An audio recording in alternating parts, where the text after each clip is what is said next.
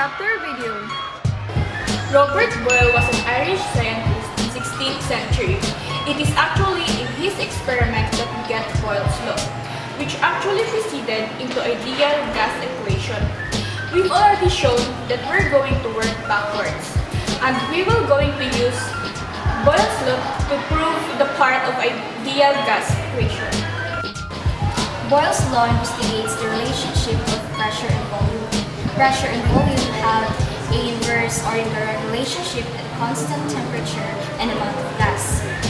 And so the mathematical equation of Boyle's law is P1 V1 is equal to P2 V2. This is the format of mathematical equation of two variables that are inversely related, where P is pressure and V is volume.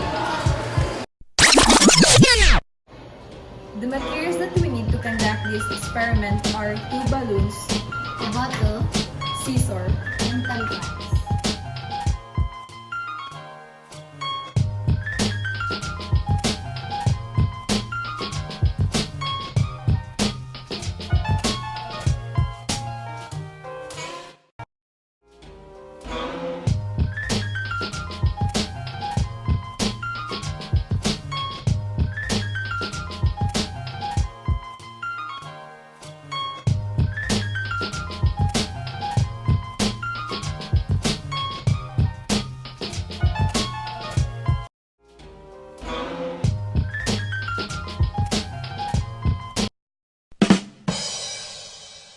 Hi mga ka-Jovis! So our given problem is a gas is a initial pressure of 19 torr and a volume of 75 milliliters.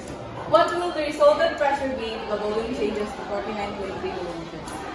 We need to begin by just identifying the parts we need.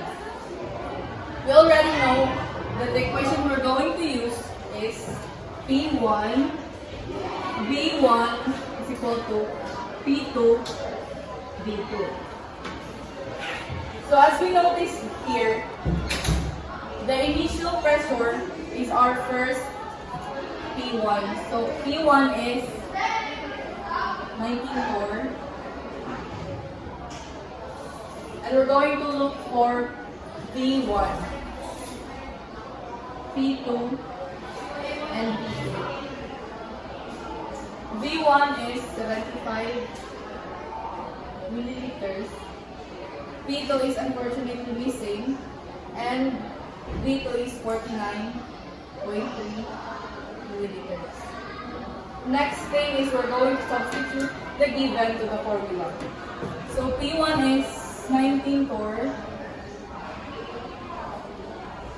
times V1, which is 75 milliliters, is equal to P2 will still remain P2 because it is the missing one. And V2 is 49.3 milliliters. In order to remain P2, we're going to divide both sides by 49.3 milliliters.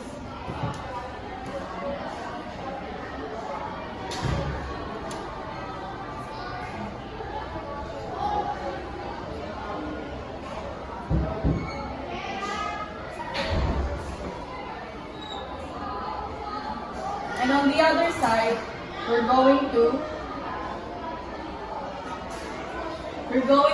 cancel the unit ml to remain the torr because it is the case we're going to multiply 19 torr to 75. So 1,425 torr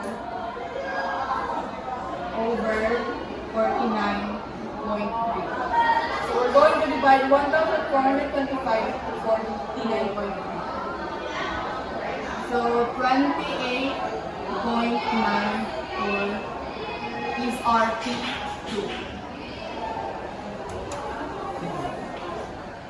Hi mga ka-Jovi, so the problem given is the air inside a flexible 3.5 liter container has a pressure of 150 kPa. What should the volume of the container be increased to in order to decrease the pressure to 625 more? So first, let's determine the given. So P1 is 115 kPa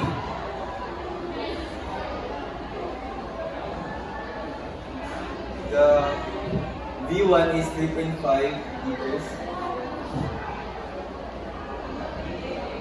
The P2 is 625 torr.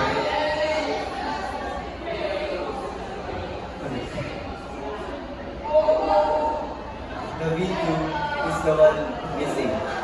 So as you can see to the given that P1 and P2 is the same.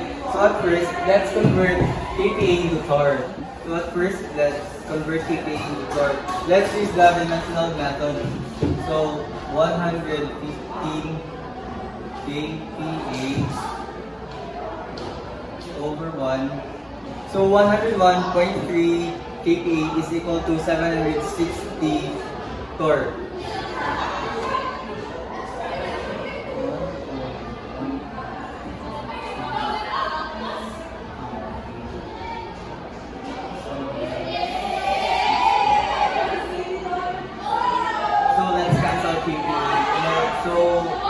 The torr will remain. So the answer is 862.8 torr. So this kPa is now 862.8 torr. So now let's use the P1 V1 is equal to P2 V2.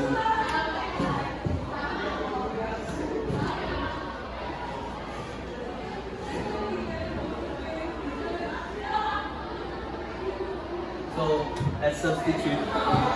P1 is 862.8 torr. And V1 is 3.5 liters. The P2 is 625 torr.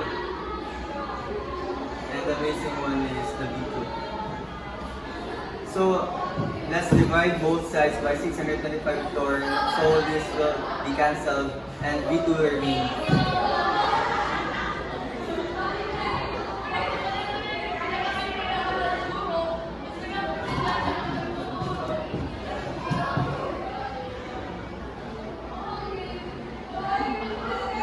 Cancel torr here, and at first let's multiply this 862.8 to 8.5. The answer is 3019.8, and then divide 3019.8 to 625, and the answer is 4.83 liters.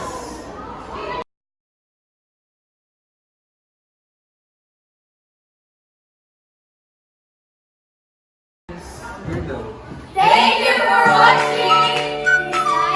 Like, comment, and subscribe! Bye!